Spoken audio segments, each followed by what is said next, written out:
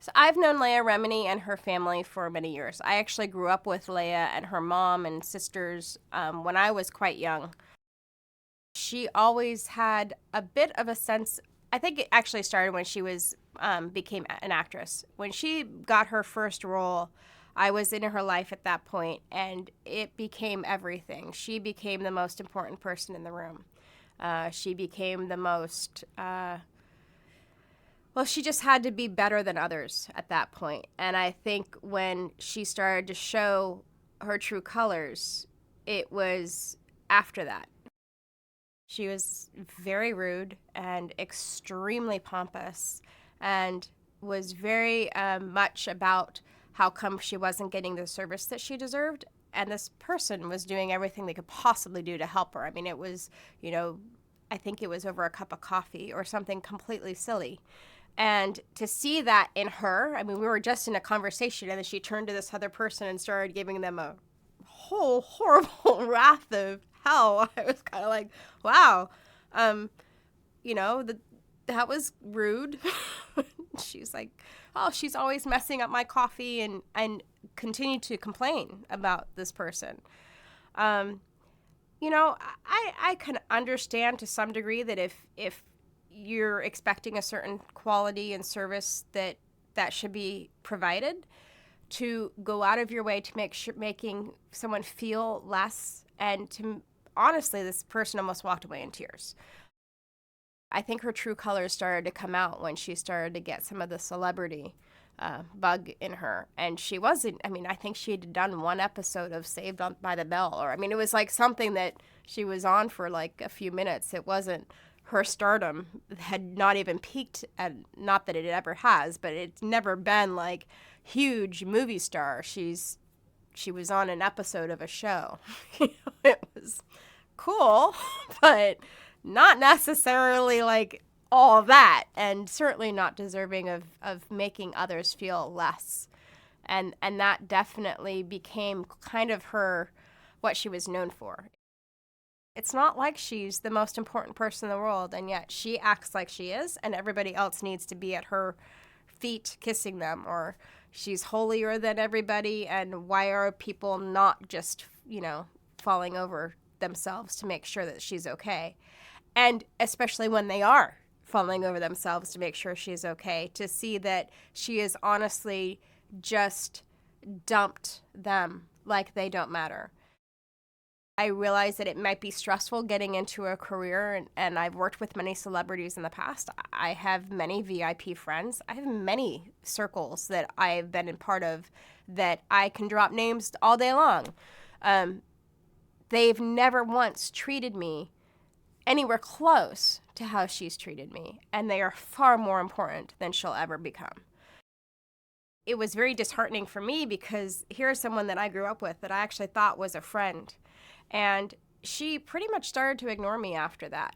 And unless we were with family, like if it was a group of us together and it was her sisters and her mom, then I was okay. But her, to me, became very much, you're not important to me anymore. You can't help me anymore, so you no longer have value to me. And I can no longer take advantage of you, so you offer nothing, and you're, go play with your peasant friends and go away.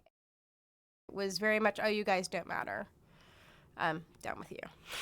So I was sad to see that was the way she started treating what I considered friendships that could last a lifetime. That was, the foundation of what we were, becoming young girls and young women, and having the values that Scientology does teach us to honor and respect and have higher values than you don't matter. That was never, ever taught.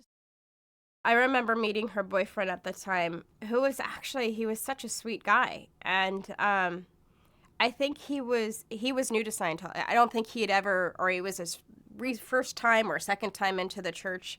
And he was speaking with a mutual friend of mine. So I walked up to them, and introduced myself, and we were talking. And then Leah came up, and she was like, so rude to him. Like, what are you doing? You need to come with me right now, and you need to quit talking to them, and why are you flirting with that girl? that girl was me, who I grew up with. Her. And I looked at her and I was like, hi, Leah. And she's like, kind of huffed and puffed and walked away with him. And I was like, what did I just miss?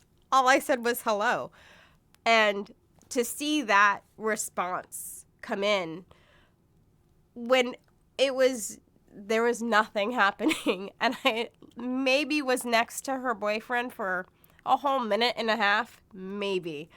And he was like so pleased, like, to meet me. He was like, oh, wow, you've known Leah for a long time? I'm like, yeah, we grew up together, and I know her sisters, and I know her mom really well. And I think that's about as far as I got before it turned into, you're stealing my boyfriend and leave him alone.